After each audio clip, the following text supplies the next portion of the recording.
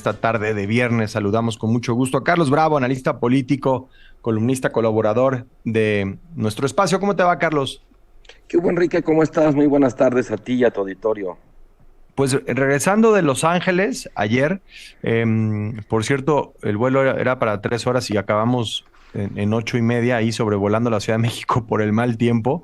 La verdad que aprovechar para agradecerle a la tripulación de nuestro vuelo que nos trajo con sanos y salvos de regreso a casa, y espero que todos los pasajeros, todas las tripulaciones que hayan estado en esa situación anoche hayan llegado bien a sus destinos. Pero pues más allá de la anécdota del regreso, los días allá muy reveladores del momento que vive Estados Unidos, porque me parece que las protestas van más allá de un asunto de coyuntura, de las redadas, de política migratoria, sino es casi un debate sobre pertenencia, ¿no? ¿Quién sí, quién no puede Sí. pertenecer a la sociedad estadounidense y bajo qué condiciones, Carlos?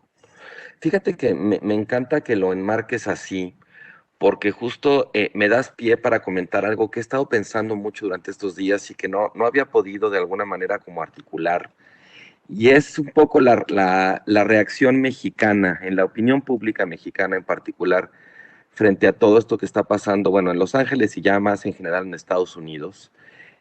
Porque he notado que hay una cierta corriente de opinión, digamos, que ante estos acontecimientos dice, híjole, es que esto va a lastimar la relación bilateral, ¿no? Y que de alguna manera como que desarrolla la expectativa o la intención de pedirle prudencia a los migrantes que están de aquel lado ante la hostilidad, ante el ataque de Trump, porque va a dañar la relación con México. Digo, es una cosa que me parece bastante desatinada, por decirlo de alguna manera, porque pues es suponer que ellos están pensando en eso, o que eso que hace diferencia para ellos, para la situación que están viviendo, para el dilema existencial en muchos sentidos, que se van a poner a ponderar las implicaciones para México de estar protestando contra las redadas que intentan deportarlos, ¿no? Ahí también hay, me parece, un filo, y con esto vuelvo a lo que estabas diciendo, un filo como de una expectativa malograda desde México respecto a quiénes son los que están protestando y por qué están protestando. Sí son mexicanos, pero son mexicanos que están allá y que están protestando porque quieren quedarse allá, el país al que emigraron, pues muy probablemente porque acá no tenían suficientes oportunidades. Y pues desde luego que puede tener esa implicación, no lo dudo, de dañar la relación bilateral, pero es algo que está completamente fuera del radar, digamos, de las personas que se están manifestando, aunque utilicen la bandera mexicana. ¿Sabes? Hay una cuestión como, hay que entenderlos en sus propios términos, ¿no? Para analizar lo que está ocurriendo y no distorsionarlo, pues con la preocupación por cómo nos afecta acá. Sí nos afecta acá, pero ese no es el punto de estas protestas, ni ese es un cálculo que figure, digamos, dentro de la estrategia de quienes están protestando, ¿no? Sí, sí. Eh, es importante, sobre todo el perfil, ¿no? De quienes estaban en esas calles que estamos hablando. Veíamos muchos jóvenes de segunda, de tercera generación, es decir, los hijos o nietos o bisnietos de Uh -huh, migrantes indocumentados uh -huh, que pues viven esta doble identidad o estas capas claro. de identidad. O sea, no son una cosa. Son muchas cosas, son México, son Estados Unidos, Uh son -huh, uh -huh. fútbol y son americano y son inglés y son en español.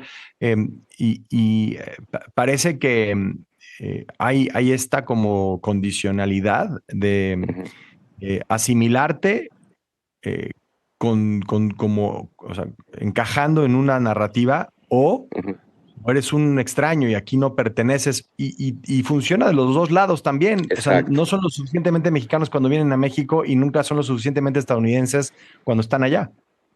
Sí, fíjate que la obsesión por las fronteras, no solamente de Trump, sino en general de todos estos movimientos de derecha populista, no es nada más la frontera como un lugar físico, como la barda que separa un país de otro, son también las fronteras culturales y hay una muy creciente intolerancia ante lo que representa desde el mirador de esas derechas la ambigüedad de las identidades híbridas o mixtas, que no es un problema para quienes profesan esa identidad, es un problema para quienes los rodean a partir de nociones como bastante anacrónicas, como de la cultura o de la identidad misma.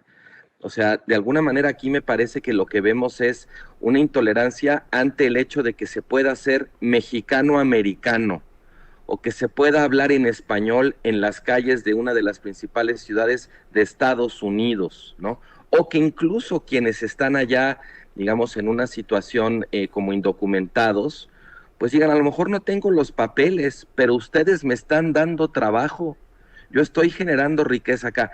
El Estado me dice que no me quiere, pero el mercado me absorbe inmediatamente y el propio público estadounidense se favorece, digamos, con su trabajo, con el hecho de que cobran sueldos pues por debajo seguramente de lo que cobra un estadounidense. O sea, estas personas lo único que están pidiendo es que las dejen en paz. Ni siquiera es que estén diciendo, tratando de reivindicar su identidad mexicana o su identidad estadounidense. Para ellos está mucho más claro que para los demás. Y en ese sentido me parece que esa intolerancia como a las identidades híbridas o que de alguna manera desafían la obsesión con trazar la frontera, pues también es algo que estamos viendo en este caso, ¿no, Enrique? Carlos, te saluda Paco Almaraz. Y hablando del Estado, ¿ves riesgo de que este modelo de militarización interna se normalice y se replique en otras ciudades o políticas? O sea, ¿qué precedentes peligrosos deja activados Trump, como la llamada a la Guardia Nacional por orden directa presidencial, para futuras administraciones? Pues mira, yo creo que es un precedente muy oscuro, porque la última vez que un presidente federalizó la Guardia Nacional en contra del gobierno del Estado, porque pasaba muchas veces que los gobernadores le pedían al presidente que la federalizara, pues para atender una crisis, ¿no?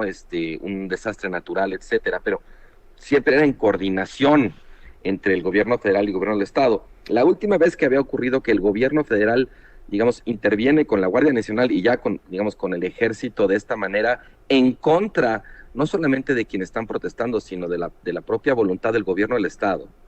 Fue en 1965 cuando el presidente Johnson federalizó la Guardia Nacional para garantizar el derecho a la protesta de unos manifestantes, digamos, esto es la época de los derechos civiles en Alabama, y a los que el gobernador George Wallace había reprimido ferozmente. Antes Johnson habló con él y le dijo que pues, los manifestantes no habían estado cometiendo ningún delito, que estaban ejerciendo su derecho a la protesta. Y la respuesta del gobernador fue decir, sí, pero yo no los puedo proteger. Y entonces Johnson pues decide enviar a la Guardia para proteger a quienes estaban protestando. Lo que hizo Trump es exactamente lo contrario. Y sí, no, es una señal de la época, ¿no? Durante mucho tiempo se pensaba que el gobierno federal en Estados Unidos, sobre todo en los estados donde había pues, muchos problemas en ese momento de segregación racial, estaba para garantizar los derechos y para garantizar la integración.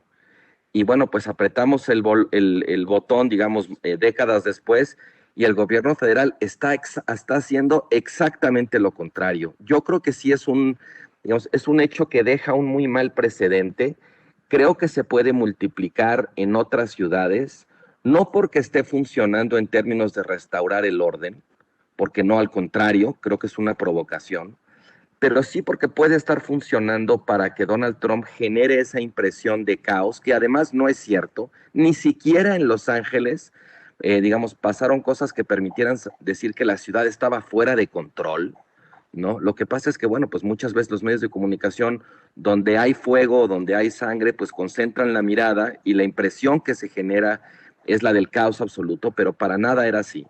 Pero aunque la intervención federal no restaure el orden, lo que sí está logrando es generar una percepción de caos, me parece, que le es muy funcional al gobierno de Donald Trump para apelar a los mecanismos de excepción o de emergencia que lo dotan de un poder mayor del que tiene en circunstancias de normalidad. Pues sí. Pues Carlos Bravo, tiempos interesantes.